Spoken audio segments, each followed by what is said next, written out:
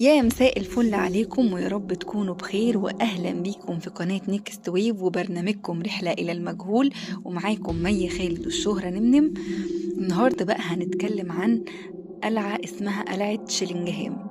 يا ترى ايه القصة ورا القلعة دي؟ تعتبر بقى قلعة تشيلنجهام هي واحدة من أقدم وأشهر القلاع المسكونة في إنجلترا، وبتقع في نورثمبرلاند شمال البلاد بالقرب من الحدود مع اسكتلندا، وبترجع أصولها للقرن ال12، وكانت في الأصل دير قبل ما تتحول إلى قلعة محصنة خلال العصور الوسطى لحماية المنطقة من الغزوات الاسكتلندية.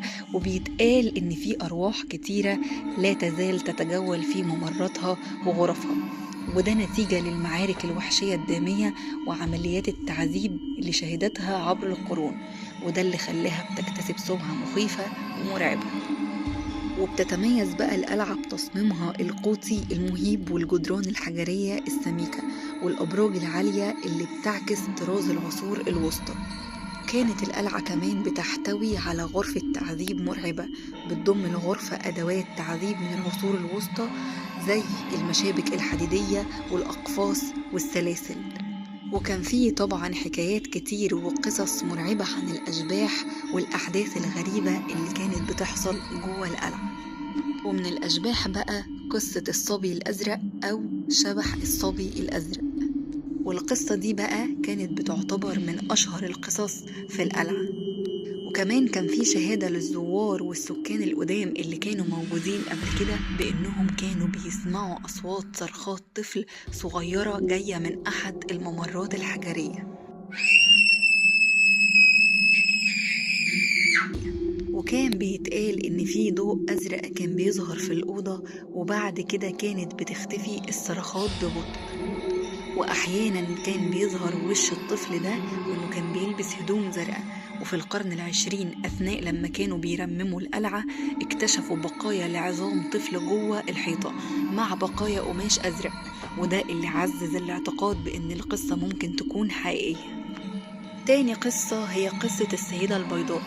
بيعتقد إن السيدة دي كانت أسيرة جوه القلعة وماتت بطريقة مأساوية جدا، وبيتقال إنها مازالت تتجول في الممرات بحثا عن العدالة، وإنه بالفعل تم رصد ظهور طيف امرأة ترتدي ثوب أبيض في ممرات القلعة. وأحيانا بيحس الزوار بوجود إيد باردة جدا بتلمسهم من غير أي تفسير. تالت قصة وهي قصة جون ساج الجلاد القاسي. كان جون ساج جلاد في القلعة خلال القرن ال13، وكان معروف بوحشيته في تعذيب السجناء الاسكتلنديين. وبعد ما انتهت الحروب قام جون ساج بقتل أكتر من 50 أسير اسكتلندي جوه القلعة، وبيتقال إنه كان بيستمتع بتعذيبهم بطرق بشعة جدا. وفي النهاية اتعرض جون للتعذيب والقتل على ايد السكان المحليين.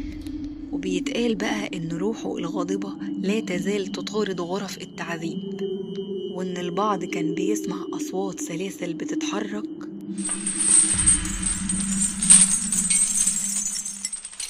واصوات لصرخات غامضة جدا.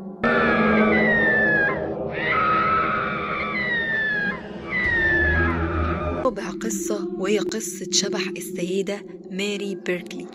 وماري بيركلي كانت زوجة لأحد النبلاء لكنه سابها عشان واحدة تانية، وسابها وحيدة وماتت من كتر الحزن جوه القلعة.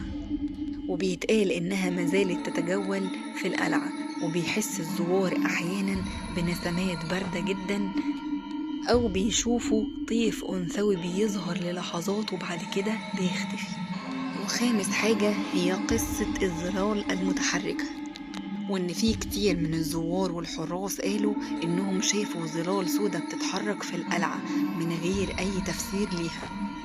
وقال البعض إنهم كانوا بيسمعوا همسات غامضة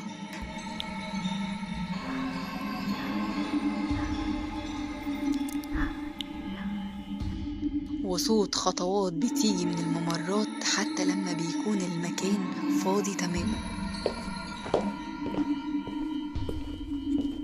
إن القلعة بقت مشهورة بسمعتها المخيفة، وده بسبب الأحداث الغريبة والمخيفة اللي كانت بتحصل جواها.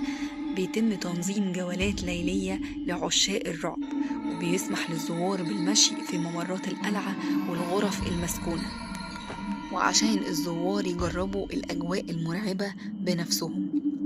وبعض المشاركين قالوا إنهم شافوا أشياء غير طبيعية وسمعوا أصوات غير مفسرة أثناء جولتهم. وإذا كنتوا بتحبوا قصص الأشباح والأماكن الغامضة والمخيفة، فزيارة قلعة شلينجهام هتكون تجربة فريدة ومليانة بالإثارة والرعب. هل ممكن يا ترى تزوروها في يوم من الأيام؟ وما تنسوش تبعتولي رأيكم في الكومنتات، ويا رب يكون موضوع الحلقة عجبكم. وما تنسوش تعملوا لايك وشير وسبسكرايب لقناة نيكست ويف، وتفعلوا زر الجرس عشان يوصل لكم كل جديد. وتصبحوا على ألف خير.